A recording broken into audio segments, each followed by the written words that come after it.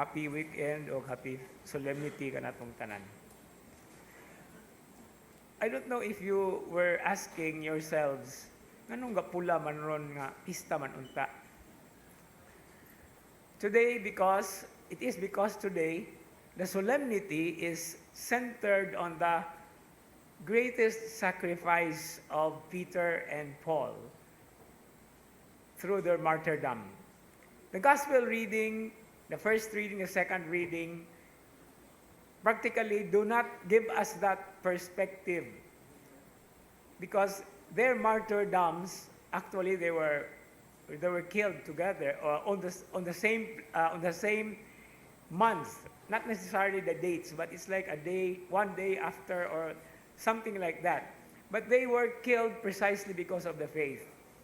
And the very place where Saint Peter was killed is the Vatican, is where the Vatican right now is found. Saint Paul's place where he was killed is called, it's outside Rome.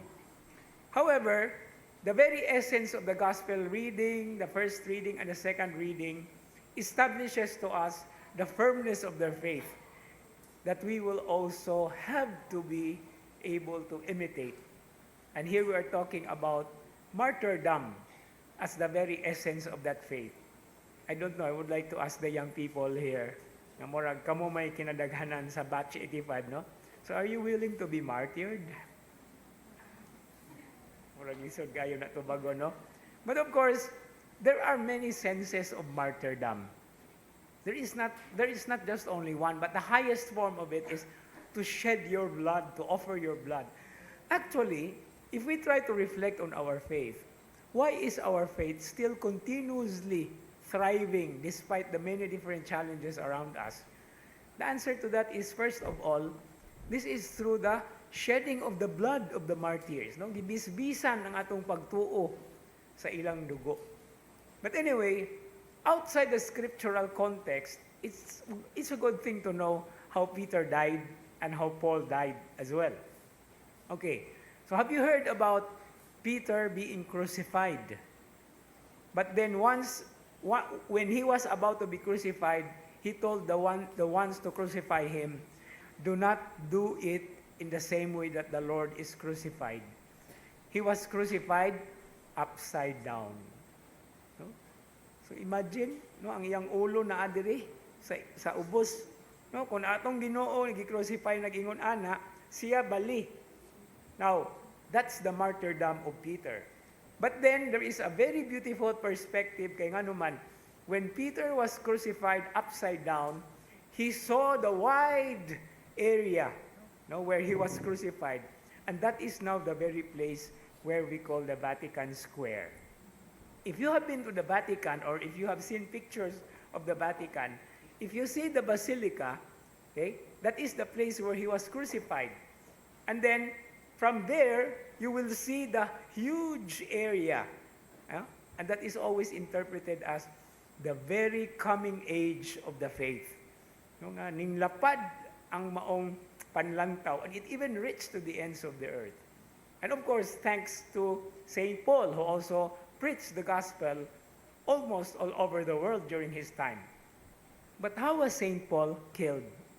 He was killed, he was beheaded. And in the very place where he was beheaded, nindot kayo ang experience if you will go there in Rome. Because when his head fell down, it bounced 3 times.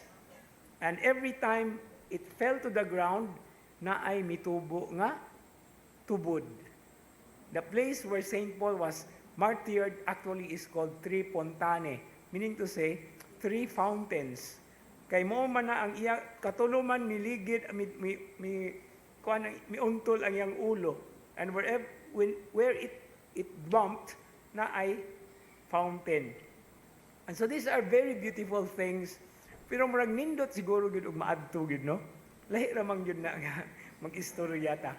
But of course you will have your own time, especially the young people among us here, no? But this is a very beautiful reminder of how faith, despite the dangers that it faces, especially in our times, there is always life in it. Despite the faith seemingly dying in front of those who were against the faith, that faith continues to grow. And we are recipients and beneficiaries of that faith.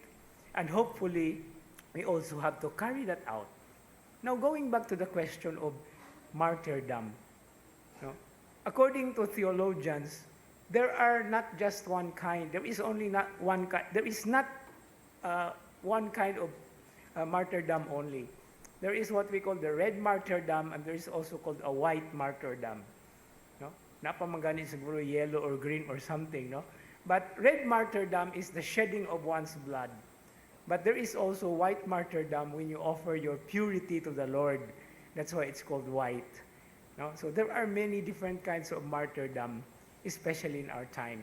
And it always has something to do with upholding the faith despite the many different challenges in our lives.